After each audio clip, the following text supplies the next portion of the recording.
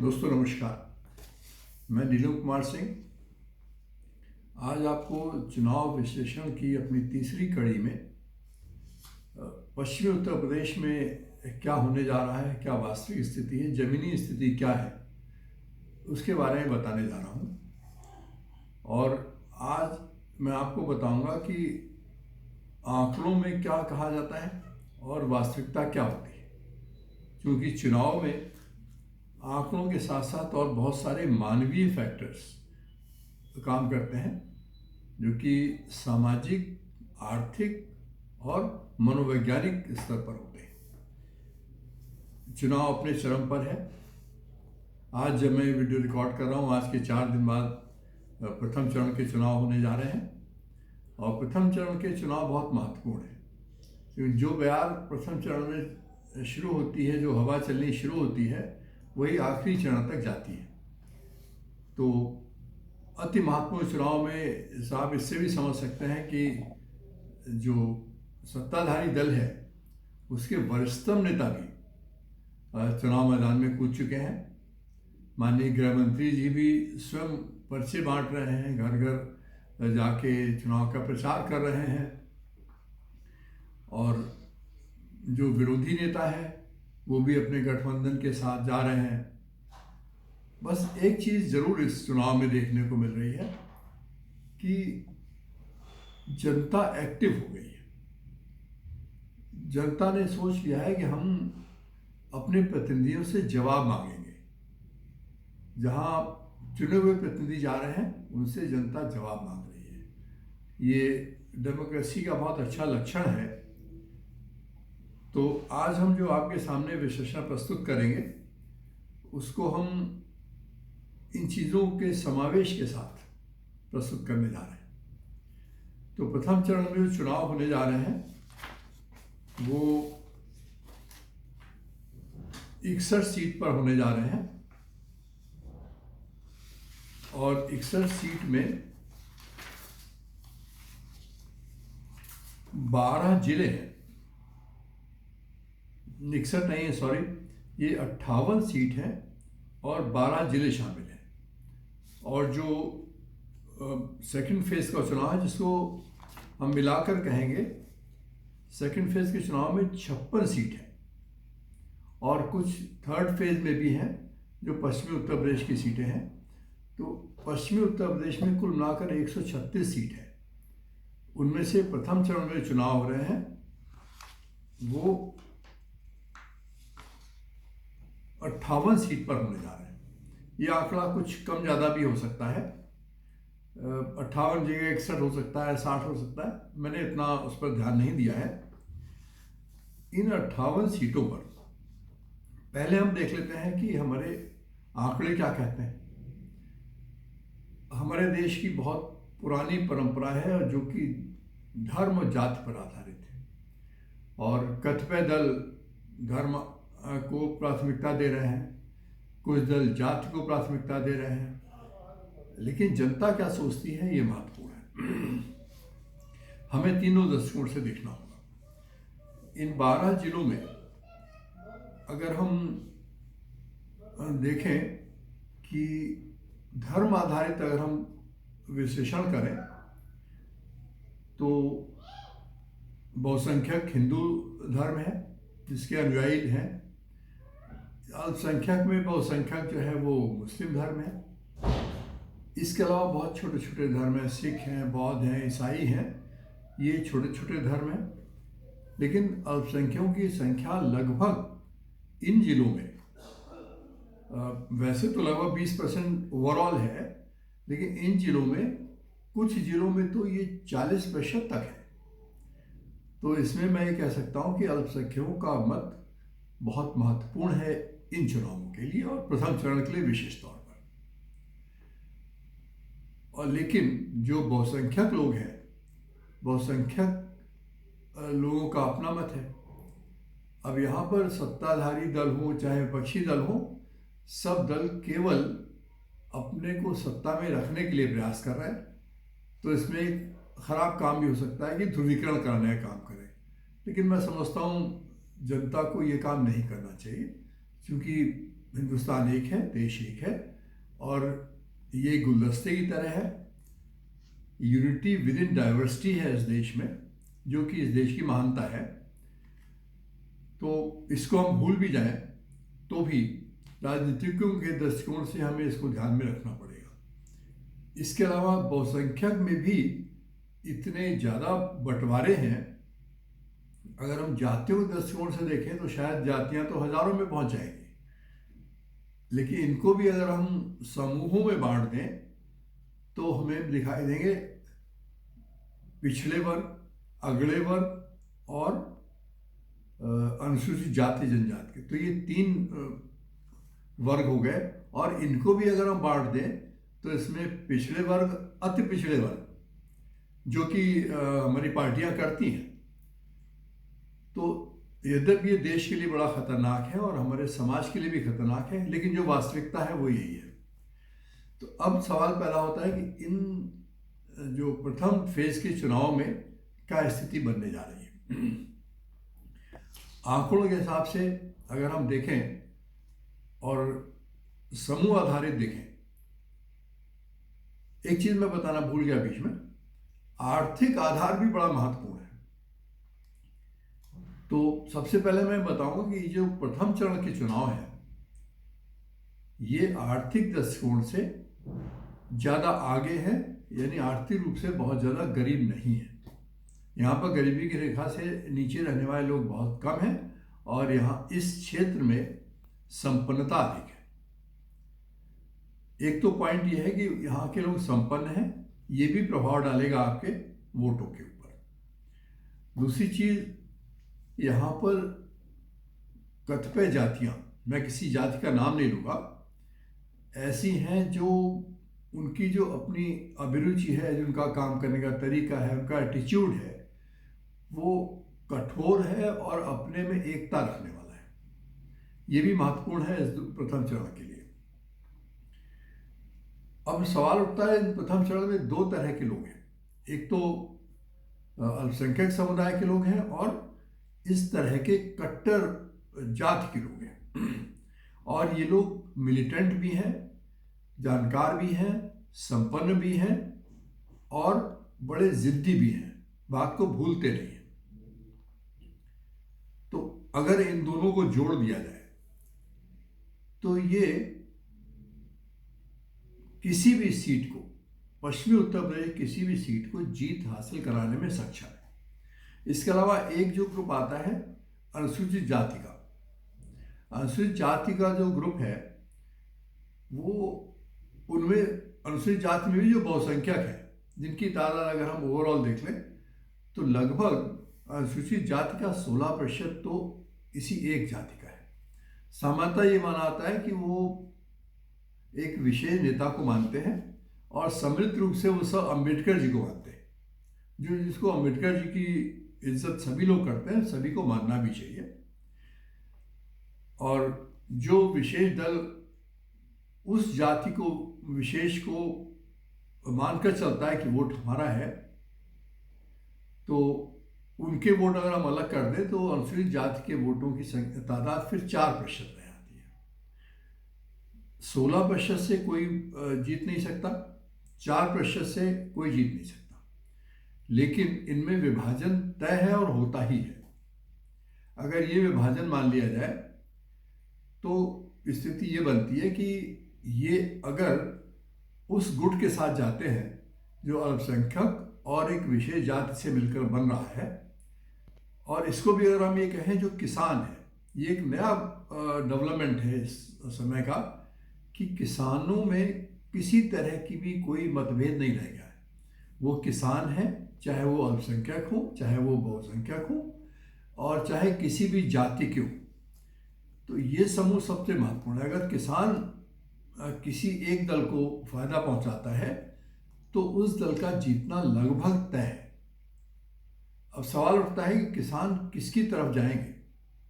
जो संदेश आ रहे हैं वो ये है कि किसान वर्तमान सत्ताधारी दल के साथ जाने में बिल्कुल रुचि नहीं रखते, और सभी लोग इस बात का, सत्ताधारी दल के जो नेता लोग हैं वो सभी लोग इस बात का प्रयास कर रहे हैं कि किसी तरह से हमें किसानों को अपने साथ ले लिया जाए, साम दाम दंड भेद कुछ भी किया जाए, किसानों के नेताओं को बुलाया जाए, किसान नेताओं को लालच दिया, जो भी कुछ करें, लेकिन उनको अपने साथ लाना है। लेकिन वास्तविक स्थिति, ग्राउंड पर जो स्थिति है वो बिल्कुल इसके उलट नजर आ रही है कि शायद दलों को इसमें लाभ नहीं मिल रहा है। और जो सूचनाएं प्राप्त हो रही हैं वो ये है कि ये लोग परिवर्तन चाहते हैं। परिवर्तन क्या होगा, ये बात की बात है, इस पर हम चर्चा करेंगे 8 या 9 तारीख को कि क्या वस्तुस्थिति बनती है। अब हम आते हैं एक और ग्रुप की तरफ, जो बेरोजगारी की तरफ जा रहा है। यूथ है, उनकी समस्या बेरोजगारी की है।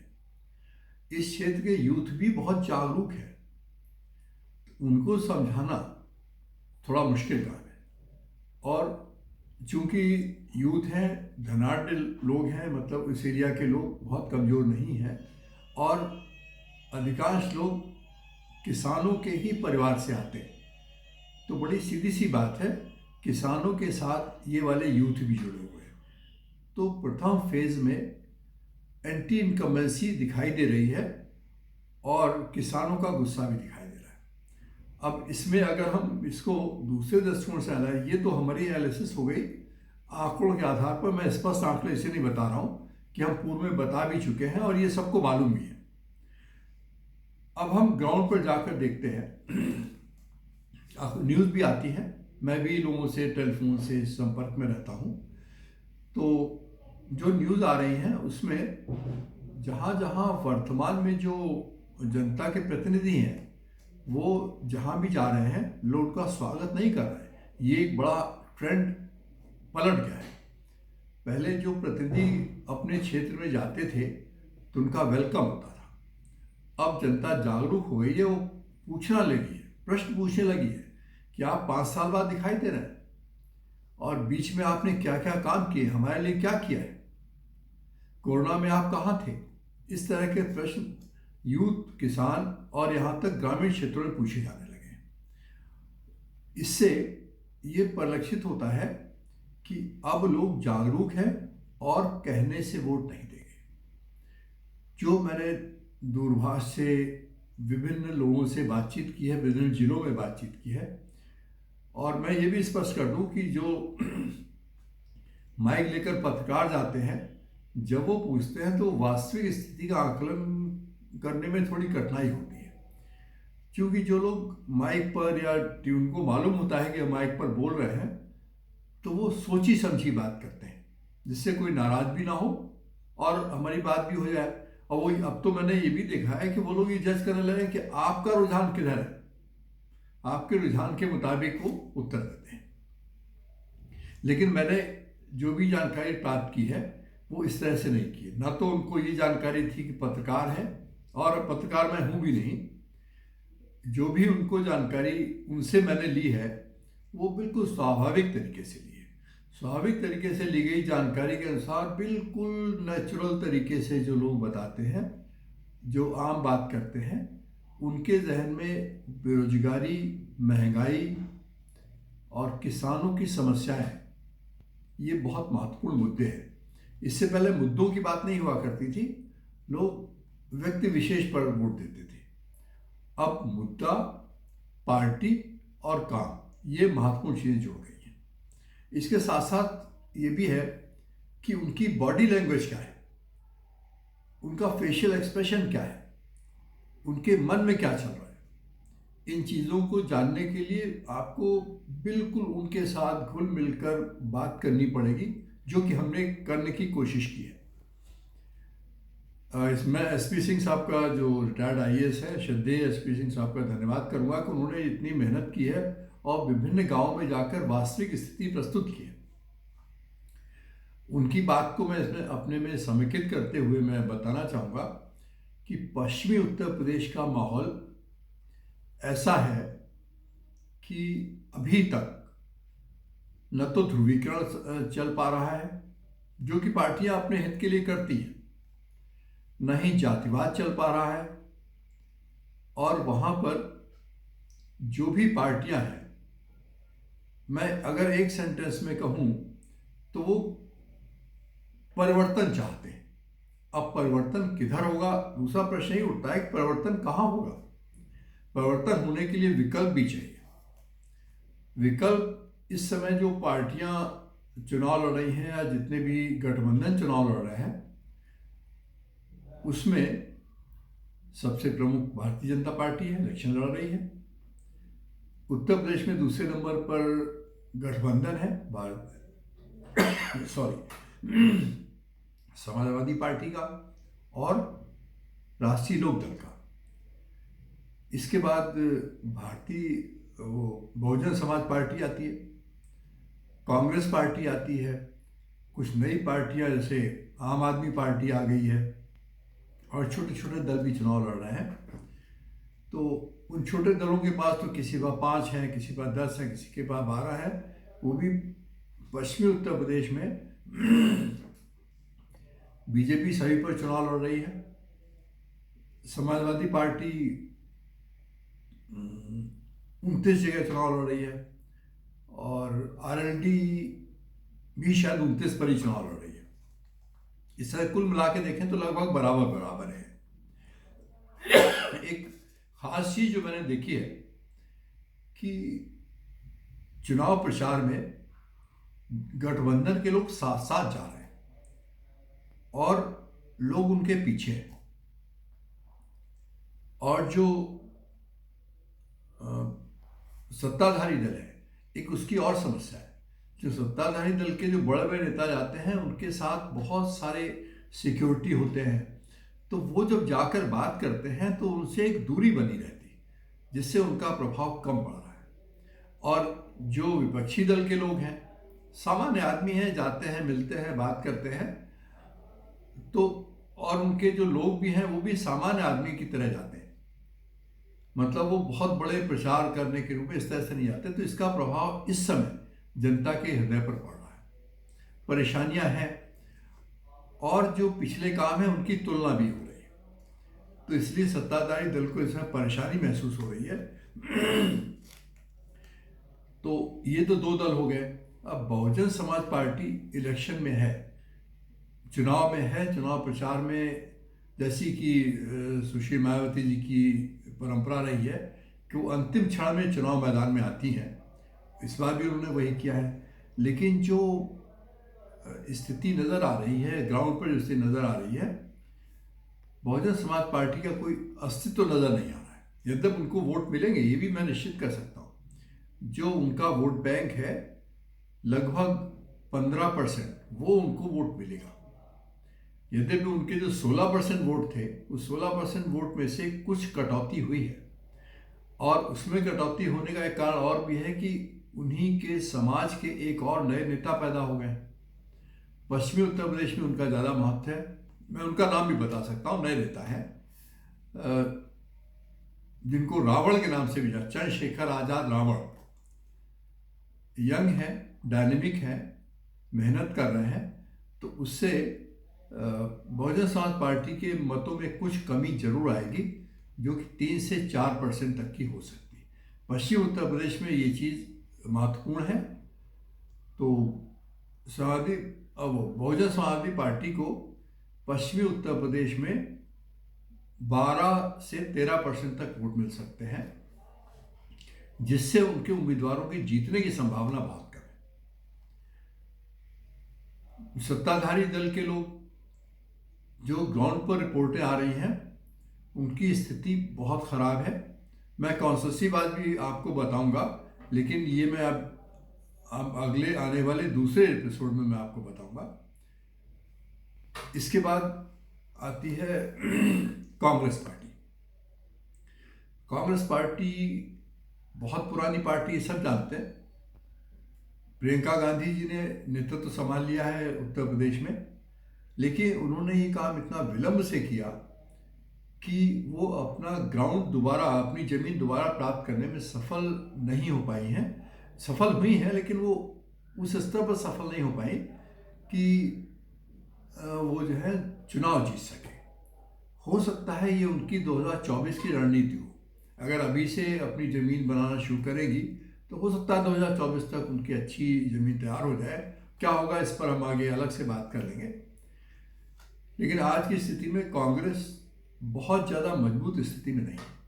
और अगर हम रणनीति तौर पर देखें तो परोक्ष या अपरोक्ष रूप से कांग्रेस ने केवल अपनी जमीन ढूंढने का काम किया है, चुनाव जीतने के लिए शायद वो मैदान में नहीं है। जो इसका असर पड़ने वाला है वो मेरे विचार से जो समाजवादी पार्टी और राष्ट्रीय लोकदल का गठबंधन है उसके ऊपर पड़ेगा। जो वोट भी उनको मिलेंगे वो कांग्रेस के परंपरागत वोट होंगे या फिर भारतीय जनता पार्टी से निकले हुए वोट होंगे। ये मेरा आकलन है। सॉरी। इस दृष्टिकोण से ये जो पश्चिमी उत्तर प्रदेश के प्रथम चरण के चुनाव है, इस सब में अगर हम जिलेवार एनालिसिस करें तो प्रथम चरण में चुनाव होना है आगरा में। हाँ, एक चीज मैं और बताना चाहूंगा कि पश्चिमी उत्तर प्रदेश संपन्न भी है और उनमें कोई ना कोई क्राफ्ट भी ऐसा है या एमएसएमई और बड़े उद्योग भी हैं। विशेष तौर पर चीनी मिलें हैं और गन्ना है, चीनी और गन्ना और परंपरागत उद्योग, ये वहाँ के लोग जो कर रहे हैं उनका भी अच्छा खासा वोट बैंक है, जो कि विशेष तौर पर इस समय जो वर्तमान सरकार है उससे बहुत नाराज है। नाराजगी का कारण कुछ प्रकृति भी है। कोरोना के काल में जो भी शासन का प्रबंधन रहा है उससे उनकी नाराजगी है। साथ में उनके उद्योग चल नहीं पा रहे हैं। गन्ना किसान गन्ना की राजनीति बहुत पहले से होती आई है। गन्ना किसानों का जो चीनी मिलों पर पेमेंट है वो उनको नहीं मिला है। इसके पीछे भी बड़े राजनीतिक कारण हैं, उस पर अगर हम बात करें तो लंबी बात हो सकती है। विशेष तौर पर अब किसान बहुत जागरूक हो गए, तो चीनी मिलों को भी सतर्क होना पड़ेगा, गन्ना किसानों को भी और आगे बढ़ना पड़ेगा और सरकार को विशेष तौर पर ध्यान देना होगा। तो ये एक बहुत महत्वपूर्ण बिंदु है विशेष तौर पर पश्चिमी उत्तर प्रदेश के लिए। तो अगर हम पश्चिमी उत्तर प्रदेश के चुनाव में जिलेवार बात कर लें तो जैसे आगरा है, आगरा में शेड्यूल कास्ट शेड्यूल ट्राइब के 21.78% वोट है। इसीलिए बहुजन समाजवादी पार्टी का गढ़ माना जाता रहा है।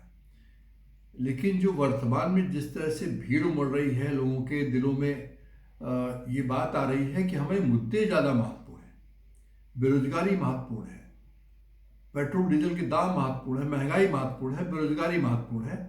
तो अब लोग मुद्दों पर बात करने लगे हैं। जाति आधारित राजनीति धीरे धीरे सिकुड़ती जा रही है। जो वहाँ पर लोगों का प्रदर्शन हो रहा है, जो पार्टियां जा रही हैं, उनके पीछे जो लोगों की भीड़ आ रही है, उसके आधार पर कहा सकता है कि आगरा जो 21% वोट है उसमें से कम 50% वोट अब उस जातिगत राजनीति से ऊपर उठकर वोट करेंगे। और वो परिवर्तन चाहते हैं। किसको वोट करेंगे मैं इसमें स्पष्ट आपको 8 या 9 तारीख को बताऊंगा। लेकिन जो अभी तक की स्थिति है वो ये बता रही है कि इसमें बहुजन समाज पार्टी को नुकसान होने जा रहा है। इसके बाद दूसरा आता है अलीगढ़। हाँ, आगरा के बारे में क्यों बता दूं कि आगरा में चमड़े पर आधारित उद्योग बहुत है और हमारे जो पर्यावरण के जो नियम कानून है उन्होंने चमड़े पर बहुत गहरा आघात किया है। तो इसमें जो 21% लोग हैं, मतलब 21 का 22 मान लीजिए, 22% लोग हैं, उसमें ज़्यादातर चमड़े पर आधारित है। उनका गुस्सा बहुत स्वाभाविक है। आगरा में और जो उद्योग हुआ करते थे, जैसे जनरेटर का उद्योग होता था, वो लगभग क्या समाप्ति हो गया। तो आगरा में एमएसएमई का बड़े उद्योगपति तो सत्ताधारी दल के साथ ही रहेंगे। जो माइक्रो सेक्टर के लोग हैं और माइक्रो सेक्टर में काम करने वाले लोग हैं वो लेबर लॉस की वजह से और महंगाई की वजह से, बेरोजगारी बढ़ने की वजह से, माइक्रो सेक्टर बंद होने की वजह से, उनकी आर्थिक कठिनाइयों की वजह से वो लोग सत्ताधारी दल के विरुद्ध हैं, सत्ता में परिवर्तन चाहते हैं। अब एक ट्रेंड दूसरा भी देखने को मिल रहा है कि लोग टैक्टिकल वोटिंग की बात करते हैं, मतलब अपने वोट को बर्बाद नहीं करना चाहते। उदाहरण के तौर पर जैसे मान लीजिए आम आदमी पार्टी का कोई उम्मीदवार खड़ा हुआ है, तो लोग आम आदमी पार्टी को इसलिए देना पसंद नहीं कर रहे कि उनको ये उम्मीद है आम आदमी पार्टी का प्रत्याशी जीतेगा नहीं, तो कुछ वोट तो मिलेंगे, लेकिन अपना वोट बर्बाद न करने के दृष्टिकोण से लोग उस पार्टी को वोट देंगे जिसमें जीतने की उम्मीद है। तो इस तरह से मिलाकर वहाँ द्विपक्षीय, जैसे यहाँ मल्टी पार्टी सिस्टम है, तो मल्टी पार्टी सिस्टम धीरे धीरे दो पार्टी सिस्टम की ओर आगे बढ़ रहा है। उसमें जो गठबंधन और बीजेपी, इन दो में बंटवारा होगा वोटों का, मेजर वोटों का। जो माइनर वोट है, थोड़े थोड़े वोट तो हर पार्टी को मिलते ही हैं, मिलेंगे भी। इसी तरह अलीगढ़ में 21% जो है शेड्यूल कास्ट के वोट हैं, लगभग 40% अल्पसंख्यक समुदाय के वोट है। बहुसंख्यक समाज में भी ऐसे वोट हैं जो विभाजित हैं। तो उस दशा में, और ताला वहाँ का महत्वपूर्ण उद्योग था, ताले उद्योग में भी बहुत ज़्यादा रिसेशन आया है, बहुत कमी आई है। उसका कारण बहुत सारे हैं, उद्योग से संबंधित बहुत सारे कारण हैं, और माइक्रो सेक्टर इसमें बहुत ज़्यादा प्रभावित हुआ है। माइक्रो सेक्टर में एम्प्लॉयमेंट होता है, ज़्यादा लोग वहाँ काम करते हैं, तो वो लोग वहाँ से हटकर, चूँकि उनकी रोजी रोटी पर फर्क पड़ा है, उनके रोजगार पर फर्क पड़ा है, उनके परिवार पर फर्क पड़ा है, इसलिए वो लोग भी परिवर्तन की ओर जा रहे हैं। और परिवर्तन में संभावना, चूंकि वो वोट नहीं बर्बाद करना चाहते, संभावनाएं इन दो के बीच में ही रह जाती। तो बुलंदशहर में स्थिति वही है। बड़ी इंडस्ट्री बुलंदशहर बहुत लगी थी। बुलंदशहर में जमीन का भी मामला है, तो बुलंदशहर में जमीन के मामले हैं, बड़े उद्योगों को बंद होने के मामले हैं। जैसे बुलंदशहर में टाइल्स की इंडस्ट्री बहुत हुआ करती थी, कजरिया वगैरह सब थे, और वो यहाँ से किन कारणों से बाहर गई, बल्कि वो गुजरात चली गई, तो बेरोजगारी बढ़ी। और बहुत सारी चीज़ें आई, जैसे जातिगत मसला भी वहाँ पर है। तो वहाँ की जो जातियाँ हैं, अधिकांश जातियाँ वो हैं जिन्होंने पिछले इलेक्शन में पूरी तरह से भारतीय जनता पार्टी का सपोर्ट किया था, लेकिन किसान आंदोलन, बेरोजगारी, महंगाई और जातिगत बंधनों का ढीला होना, अल्पसंख्यकों का मेन धारा में आना और अपनी भावनाओं को दबा कर रखना, इससे यहाँ पर भी परिवर्तन की लहर चल रही है। अब परिवर्तन क्या होगा, मैंने पहले बताया कि मैं आपको 8-9 तारीख के आसपास इसका स्पष्ट एक विवरण दे दूंगा। गौतम बुद्ध नगर जो है वो इसी क्षेत्र का एक हिस्सा है, जो कि नोएडा हुआ करता था, उसको गौतम बुद्ध नगर जिला बना दिया गया। इसके भी दो हिस्से हैं, एक हिस्सा शहरी हिस्सा है, एक ग्रामीण हिस्सा है। यहाँ पर एक विशेष जाति होती है, गुर्जर जाति, इसका बाहुल्य है, जाट का बाहुल्य है, और शहरी क्षेत्र में सब मिले जुले लोग हैं। तो शहरी क्षेत्र में यहाँ पर भारतीय जनता पार्टी को बढ़त मिल सकती, सत्ताधारी पार्टी को बढ़त मिल सकती, क्योंकि यहाँ पर बड़े बड़े इंडस्ट्रीज हैं, वो लोग वहाँ जॉब करते हैं। लेकिन इंडस्ट्रियों की दशा जो कोरोना काल में हुई है, उससे भारतीय जनता पार्टी के वोट कम हो सकते हैं, लेकिन इसीलिए वहाँ पर मुकाबला बराबर का है। रूरल में यहाँ पर जातिगत समीकरण अभी बरकरार है, तो इसलिए बुलंदशहर क्या गौतम बुद्ध नगर के ग्रामीण अंचल में जातिगत समीकरणों के आधार पर कार्रवाई होनी है। और इस एरिया में जिस विशेष जाति की मैं बात कर रहा हूँ, उस जाति में खाप नाम की चीज़ होती है, जो बहुत पुरानी परंपरा है। अब वो लोग ख्वाब के निर्णय से ही गवर्न होते हैं। तो इस हालत में गौतम बुद्ध नगर में भी सत्ताधारी दल को परेशानियों का सामना करना पड़ सकता है। गाजियाबाद, कमोवेश यही स्थिति गाजियाबाद की भी है। वैसे तो गौतम बुद्ध नगर गाजियाबाद से ही निकला है और गाजियाबाद स्वयं मेरठ से निकला है, तो यही स्थितियां मेरठ की भी हैं। उद्योगों का असर, विशेष तौर पर माइक्रो इंडस्ट्री का असर इस दौरान बहुत अधिक पड़ेगा। जातिगत समीकरणों का असर, यद्यप जातियां ढीली हो रही हैं, जातिगत बंधन ढीले हो रहे हैं, लेकिन कतिपय जातियां जो बिखराव में थीं और पिछड़े वर्ग के अंतर्गत आती थीं, उनमें ये बंधन कम हो रहे हैं और एक जागृति स्वरूप वो भी परिवर्तन चाहते हैं। और मेरठ में अल्पसंख्यकों का भी बहुतायत है। अल्पसंख्यकों के अलग मुद्दे हैं, तो इस दृष्टिकोण से मेरठ की भी स्थिति जो सत्ताधारी दल है उनके पक्ष में नहीं है। मुजफ्फरनगर में दंगे होते हैं, वहाँ पर अल्पसंख्यक भी काफ़ी हैं और बहुसंख्यक भी हैं। उस दशा में मुजफ्फरनगर बहुत ज़्यादा सेंसिटिव है। पार्टियां इसको किसी तरह से इस बंधन में दरार डालना चाहती हैं।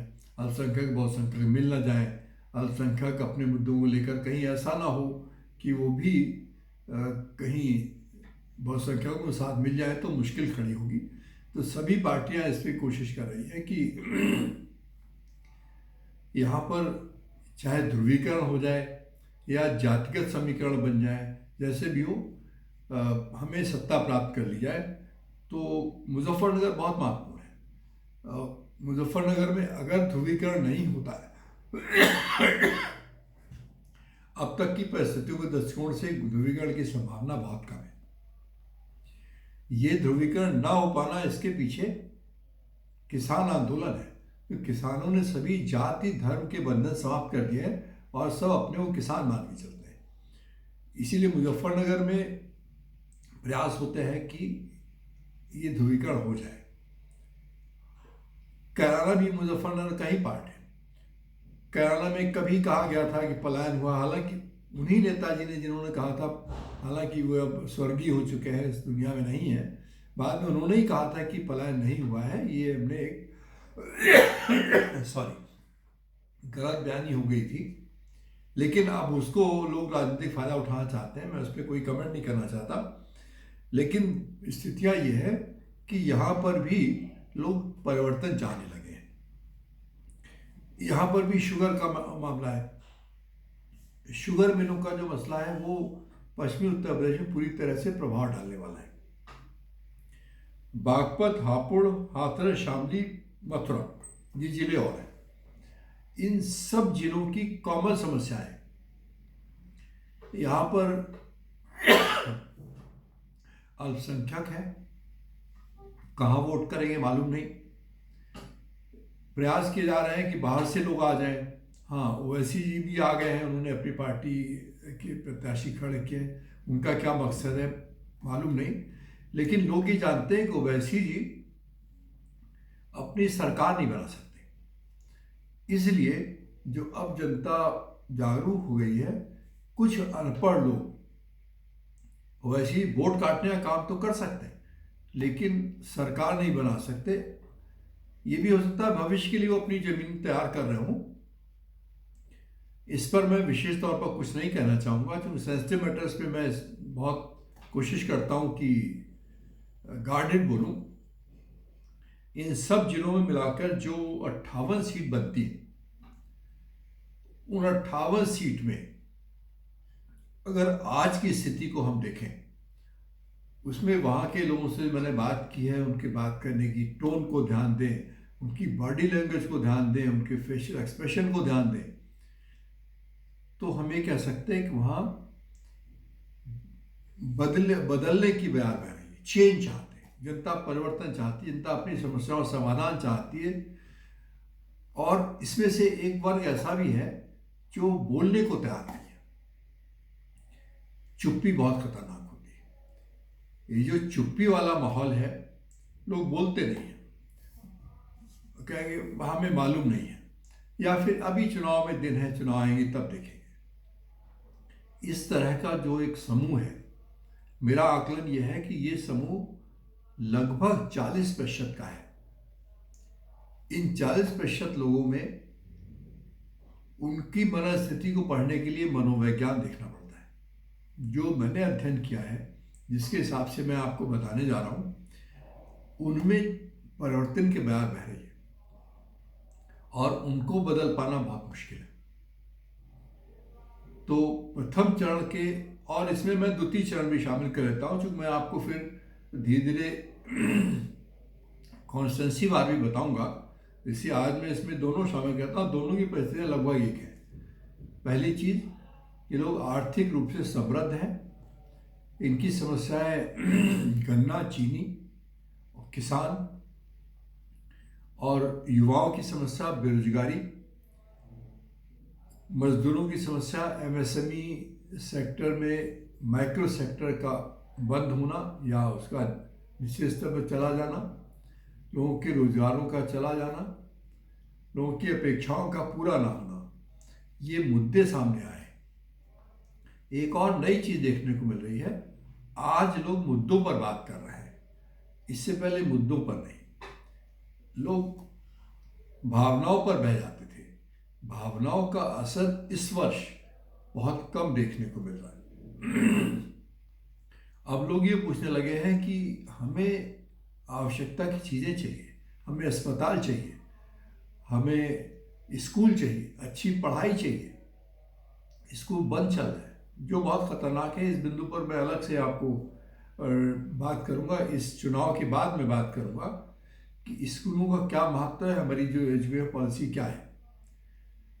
लेकिन जो इस समय की परिस्थिति है, उस परिस्थिति में जो 2 चरण में 117 सीटों पर चुनाव होने जा रहे हैं, 3 चरण में शायद टोटल, अगर मैं 3 चरण की बात करूं जिसमें पूरा पश्चिमी उत्तर प्रदेश आता है, तो लगभग 136 सीट बनती है। उस 136 सीट में ये मेरा आकलन है, पिछले वर्ष भारतीय जनता पार्टी को, जो वर्तमान में सत्ताधारी दल है, 109 सीट मिली थी। मुझे संभावना ऐसी लगती है कि इस वर्ष ये आंकड़ा उलट सकता है। इसमें अगर सत्ताधारी दल बहुत मेहनत करता है, प्रयास करता है, लोगों को कन्विंस करने की कोशिश करता है, तो भी 50% सीट तो जानी ही जानी है, ये मैं दावे के साथ कह सकता हूं। क्योंकि परिवर्तन की बयार बह रही है। किस तरफ जाएगी ये नहीं कह सकता मैं। ये मैं आपको 8 तारीख के आसपास बताने की कोशिश करूंगा, जब मैं कॉन्स्टिट्यूंसी वार बात करूंगा, और उसके कारण भी बताऊंगा कि ये क्यों है।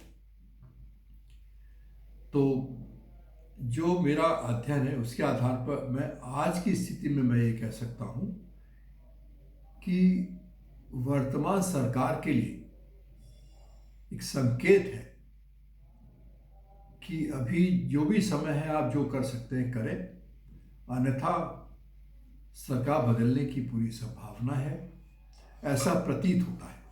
मैं कोई दावे के साथ नहीं कह रहा हूं। और ये परिस्थितियां हर क्षण बदलती हैं और 10 तारीख तक ये बदलेंगी।